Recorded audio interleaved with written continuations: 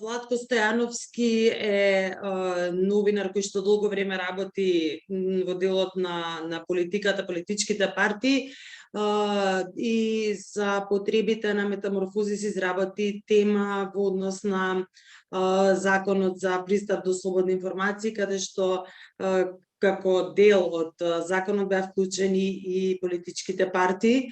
Владко, можеш ли да ни кажеш до какви сознанија дојде со изработката на темата? Па вака, значи од соглед дека политичките партии беа уфатени со овој закон пред 3 години како иматели на информации од јавен карактер во делот на приходите и расходите, односно во однос на нивното финансиско работење и редовно и вонредно за време на избори. Значи, извршивме проверки, побаравме одговори како овој закон се спроведува и дали тој придонел за зголемена транспарентност и отчетност на политичките партии. Што е особено битно, бидејќи политичките партии во ист период кога беа офатени со овој закон, добија и поголем дел од буџетски средства за финансирање. Исто така, тоа е особено важно од аспект, бидејќи политичките партии или се на власт, или претендираат да дојдат на власт, со тоа или носат одлуки и креираат политики, или претендираат да го прават тоа. Затоа транспарентноста и отчетноста е особено битна за граѓаните. Сега одговорите што ги добивме од партиите не кореспондираат со искуствата на барателите на информација од јавен карактер, како и со извршените истражувања.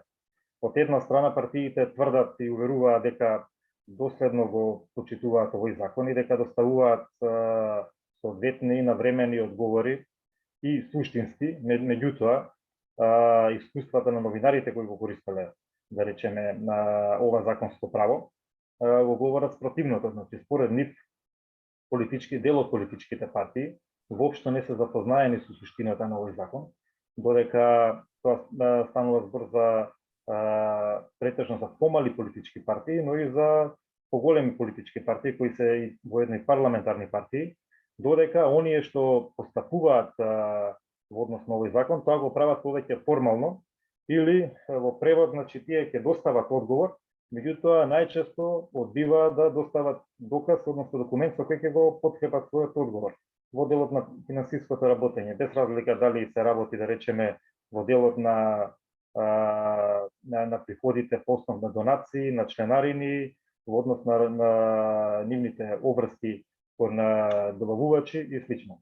Значи, во таа насока се и направените истражувања во однос на транспарентност на партиите и генерално и конкретно во однос на овој закон. Значи, индексот на транспарентност на политички партии покажува дека тие покажуваат релативно ниско ниво и слаб успех на активна транспарентност, а најголемо потврдување има токму во однос на спроведување на врските од закон за слободен пристап до информација од јавен карактер. Со други зборови, значи партиите, најголем дел од нив, немаат посебен прозорец преку кој ќе обезбедат пристап до потребните документи, образци и други делови потребни со кои би го олестиле искористувањето на ова законско право. Значи, голем дел од нив немаат наведено ни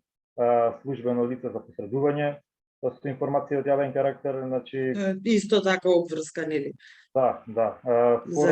Скоро ни една од нив, само неколку има изготвено извештај од спроведувањето на овој закон. Тоа више трае, тој период од скоро 3 години. Значи, секоја година треба да се изготви извештај колку барања се поднесени, од кого се поднесени, како е постапено. Значи, ретко која партија го доставува тој извештај.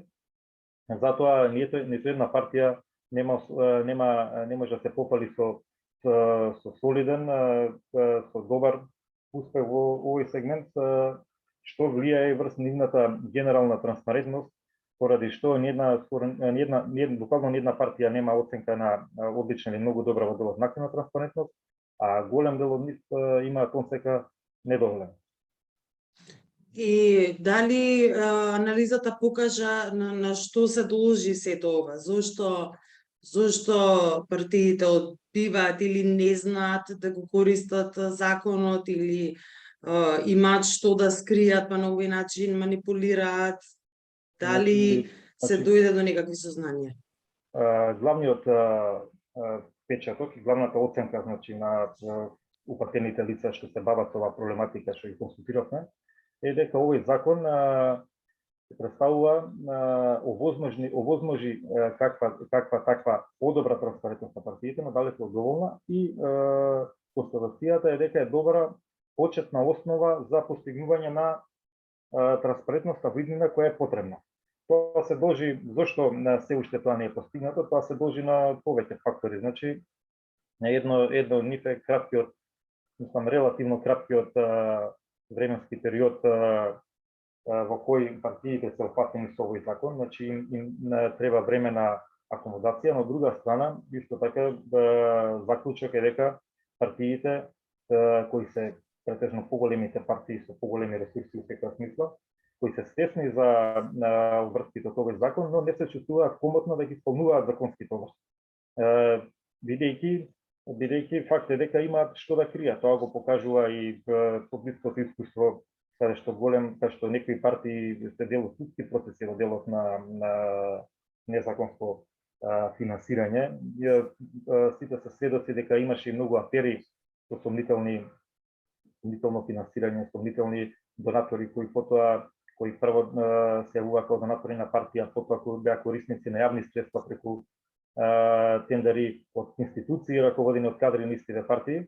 Затоа тие се чувствуваат некомотно при исполнување на овие законски обврски, посебно кога треба да дадат документ со кој ќе ги потврдат своите тврдења. И токму затоа препораките се да се следат странски искуства, што како репер се взимаат во политичките земји Британија, каде што партиите и без да им биде побарано, значи без да бидат обврзани според овој закон, самите ги прават јавно достапни сите информации до крајни детали во однос на нивното финансиско работење, и за донатори, и за членарини, и за сите други законски обврски што ги имаат.